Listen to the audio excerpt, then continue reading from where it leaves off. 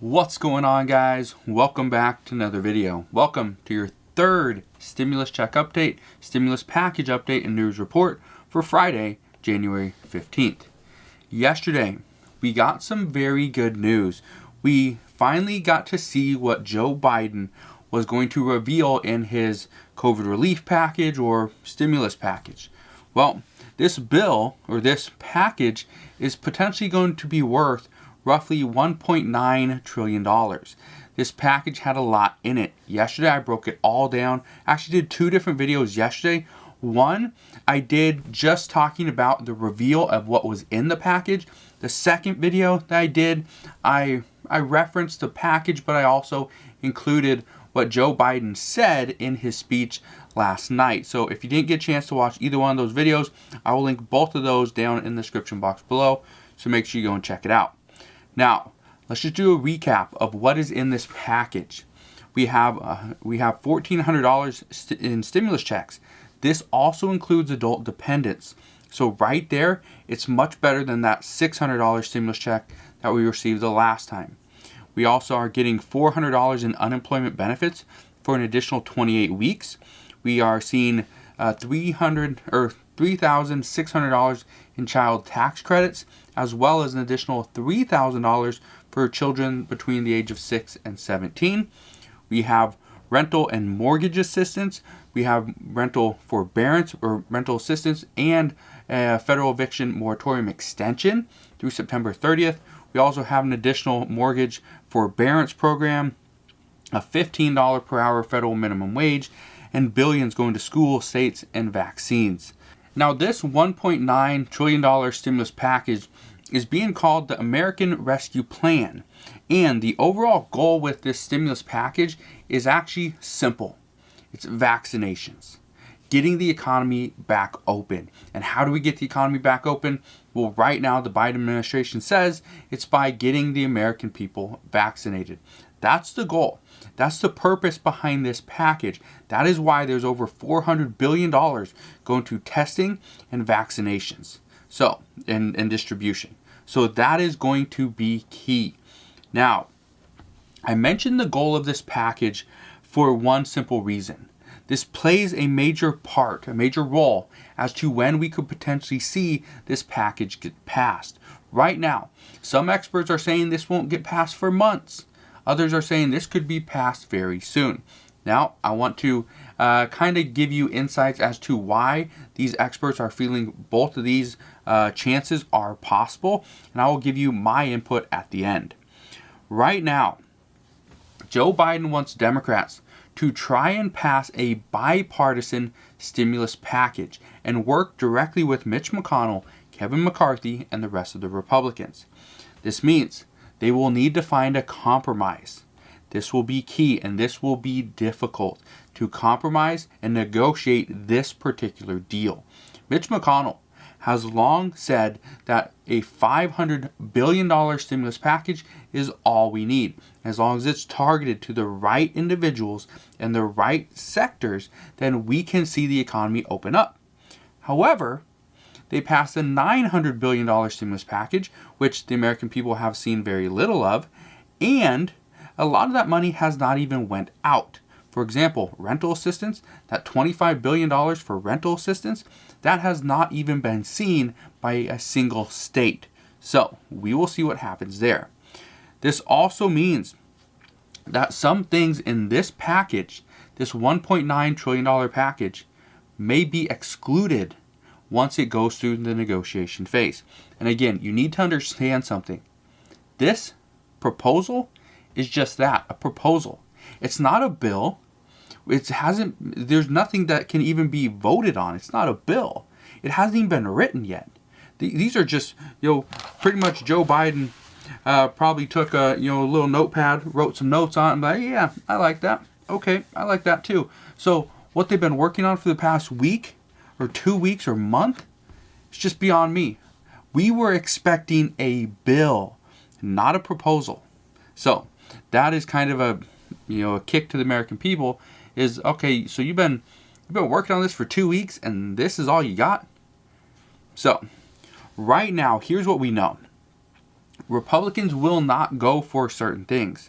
For example, a $15 federal minimum wage. This is one of the things that Republicans are very upset about. Why is this in here? Why are we trying to pass a $15 federal minimum wage when it's currently $7.25?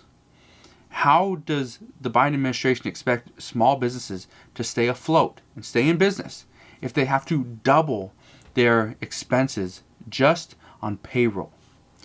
They won't support another 28 weeks, especially with a $400 per week boost for unemployment. They have been said that the 11 weeks was kind of their max. They only wanted to go to 10. And Democrats pretty much forced them to 11 because they were asking for 16. So I think Republicans are going to have a very hard time accepting this package as is. There's also $350 billion in this package that goes to state and local governments. And this includes, there's no liability protections. And that was what Republicans demanded. They said, if you want state and local government funding, we want liability protections. Well, right now, Republicans lost all their leverage. Democrats, at this point, do not even need a single Republican vote to get this bill passed. They can use something called a budget reconciliation and get this passed through the House because they currently hold the majority, and they can get this passed through the Senate with only 51 votes. Remember, Republicans have 50 members, Democrats have 50 members.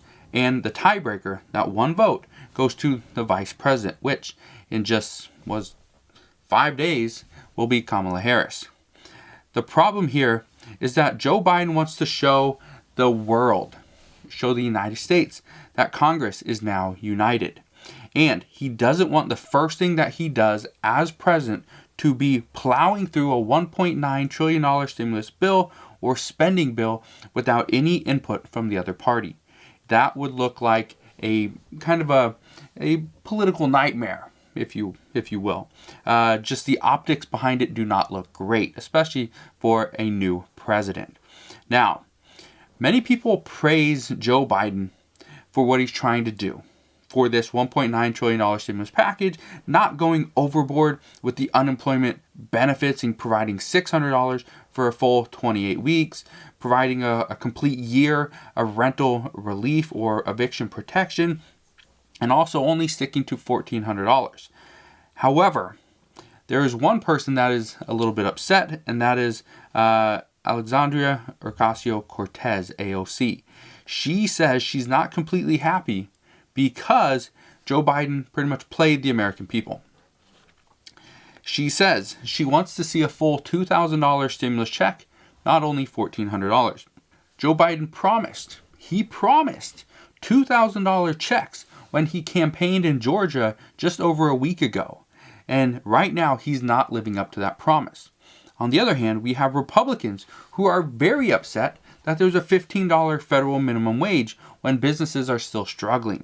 They ask, how can you predict or how can you expect businesses to stay afloat when they have no choice but to double their payroll? It just makes absolutely no sense. If this goes into effect right now, many businesses, many small businesses, can't afford the $7.25 per hour wage, nonetheless, if it's $15 per hour. So, what they're saying is this could ultimately cripple small businesses that are currently on the verge of closing. Now, all this is extremely important to understand to gauge just how far away we are from seeing this stimulus package get passed. First, you need to keep in mind what the main goal is. It's vaccinations. Now, this package, it must quickly pass. If it does not quickly pass, it is actually going to hinder the economic recovery. Here's what experts are saying.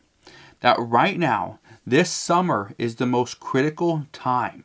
That we need to get the majority of the population vaccinated before this summer. If it is not done, the summer could be devastating. What we know is the American people, they like to travel. And we love to travel. We love to go and hang out with friends and family and be outdoors and just obviously be in, closer quarters. Well, if the majority of the population is not vaccinated before then this virus could continue to spread. The CEO of Moderna, he stated that we will have to live with COVID-19. We will have to live with this virus forever, for the rest of our lives. This is why getting this proposal negotiated, written into a bill, and ultimately passed is a necessity. It has to be done quickly. This is what a lot of people are saying. If this doesn't get done quickly, then the economic recovery will actually slow. There will be more people unemployed. Restaurants cannot open. Gyms cannot open. Movie theaters cannot open. And if multiple businesses cannot open, the unemployment numbers will go up. Poverty will also increase with it. So, this is why getting this negotiated at this time is so important. Now, the Senate will also have to deal with the confirming of Joe Biden's cabinet members. In addition to that, they will have to work on the impeachment trial. So all of these things could take an additional 2 weeks from the Senate schedule. If that's the case, experts are currently saying that we may not see negotiations on stimulus. We may not see this package even be worked on until possibly February. That's what we're hearing as of this morning. And with the Senate on recess the week of February 14th to the 21st, it's actually going to slow things down even further. Right now, what they're saying is by the 21st, the Senate would like to obviously have Joe Biden's cabinet members. That has to be confirmed. That has to be done quickly. That needs to be done in January, not in February. But then we might be working on an impeachment trial for the first couple weeks of February. And if that's the case, so actually that all has to get done, I believe, on February 11th is when that goes into effect, because then we got the 12th and 13th, which is a weekend, or the 13th, 14th, which is a weekend, and then the 21st is when they would actually, or the 22nd would be when they come back. So nothing for February 14th through the 21st would actually get done. And so that could be crippling. That could be crippling for these stimulus negotiations. Right now, we also know that the unemployment benefits run out on March 14th. Another key date. So, currently, experts are predicting a bill will get passed between February 22nd and March 12th. That's a 3-week timeline. That's pretty big. But March 12th, okay? Let's just put this into perspective. Today is January 15th. So, in about 2 months is when this could get passed. Well, nobody wants to wait an additional 2 months, because we were told that before. Oh, we're going to work on this. We're going to pass this in by the end of August. All right, cool. By the end of August, it rolled around and we rolled into September. Still no bill. In September, we rolled into October. Still no bill. Then we got into November. Still no bill. Then they still wanted to work on it in November because we still didn't know, who won in Georgia. And so they're still working on it in November. Nope, still nothing. Then they decided we'll still work on it in December. We're going to get this done by the end of the year. Well, nothing. So they worked on it August, September, October, November, December. 5 months and still nothing. This is why waiting an additional 2 months to get this bill negotiated and passed is going to be crippling to the American people and the economy. Now, if this does happen, and we see this pass sometime between February 22nd and March 12th, then we could see the additional $1,400 stimulus checks pass sometime in the middle to later part of March. But here's what you need to understand, because here's a big thing. What we know right now is these stimulus checks at this point are going off of the 2019 federal income taxes. Here's the problem. If they decide to switch it to 2020, because right now the IRS wants to get into the 2020 tax returns, but yet here's the problem. They're still backlogged with 2019, which makes absolutely no sense. So you're still trying to do 2019, but now you want people to send in 2020 as soon as possible. Well, we're not even to the end of January, so that's not going to happen, this week. But this could happen, let's say February 1st, people start sending in their federal income taxes. Well, the problem there is now they're backlogged with 2019. Then they're trying to get caught up with 2020. And then they could expect this bill is going to go off 2020 federal income taxes. Who knows? Who knows at this point? Now, remember when I said that vaccinations is key, and this is the goal with this package? Well, it is. Here's what you need to understand. Waiting until the middle of March to really ramp up vaccine distribution and vaccinations would be devastating to the economy and the American people.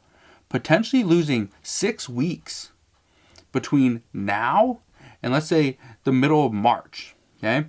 About 6 weeks. If we lose that, this might not be an option to the Biden administration because, again, they have the budget reconciliation. They can use that. Bernie Sanders, he said he is willing to use that. Republicans used it to push through billions in tax breaks for the wealthiest people in the country and for corporations. Bernie Sanders says he will use this if he has to. It's because of this that I am on the side of other experts as well, a handful of other experts. I'm not saying I'm an expert, but other experts. And I personally predict this bill passes with or without Republicans by the 12th of February. I think this has to. If this doesn't, this could be very, very bad for the economy simply because of the vaccines. Now, I'm not saying I believe these vaccines are going to work 100% of the time and they're going to ultimately open up the economy. I think they're going to help a lot. I think it's going to be very helpful. It's going to be great. But again, I'm not one that wants to go and take this vaccine until I see other people taking it as well and they're not having some dramatic symptoms. Now, I understand Joe Biden and the Biden administration don't want to just come in as the new president, first week and just jam a bill down Congress's throat. But I see that it's going to have to be done. At this point, I don't see how Republicans jump on board with a $15 per hour minimum wage, how they jump on board with $400 in unemployment boost for an additional 28 weeks, and additional, or actually not additional, but some state and local government funding. I don't see them jumping on board with this without any provisions for Republicans. So, if this goal is any indication, this must happen. And I think a budget reconciliation is the only path forward at this point. Again, this is still early on though. We'll have to wait and see. What I can tell you right now is that Republicans are not happy with what they're seeing. They understand they have absolutely no leverage. There's no power for Republicans at this point. They can try to negotiate and just negotiate in good faith, and hopefully Joe Biden will be in a giving mood, and so will other Democrats. But right now, they don't have to be. So here's what we need to look for. We need to watch out for Joe Biden. We need to watch out for him, and we need to watch out for Mitch McConnell. What Joe Biden requests, if Mitch McConnell comes back and fights it and will not give an inch, Joe Biden is going to have no option but to turn to Chuck Schumer and say, okay, we need to do this budget reconciliation. And he will do that. Right now, Chuck Schumer and Bernie Sanders, they will do a budget reconciliation, which means they do not need any Republican votes. So, we need to wait and see what happens there. But right now, this is what we know regarding the $1.9 trillion stimulus package. As I know more, I promise I'll share more. Consider subscribing so I can continue to keep you updated on everything that's going on. And I'll see you guys on the next one.